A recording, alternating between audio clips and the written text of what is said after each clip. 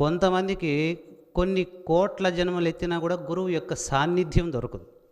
కొన్ని కోట్ల జన్మలు ఎత్తినా కూడా గురువు యొక్క సాన్నిధ్యమే దొరకదు.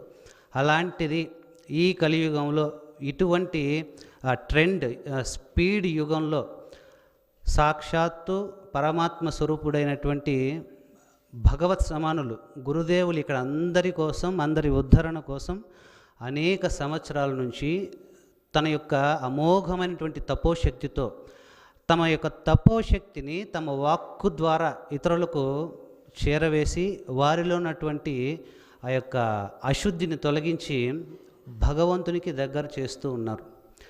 కాబట్టి చూడండి, మనము ఒక మాట అనుకున్నాం ఇంతకుముందే, గురువు అంటే శిష్యుణ్ణి భగవంతుడిగా మార్చేస్తాడు అని.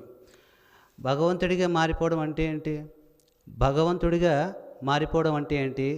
గురువులు అనేవాళ్ళు పూర్తిగా దైవీ సంపత్తి చేత, అంటే దైవీక గుణాల చేత, అంటే సాక్షాత్తు భగవంతుడికి ఎటువంటి గుణాలు ఉంటాయో అటువంటి గుణాలను తాము సాధన చేసి భగవంతుని సాక్షాత్కరించుకొని ఆ యొక్క అనుభవపూర్వకమైనటువంటి ఆత్మ విద్యను శిష్యులకు తెలియజేస్తూ ఉంటారు.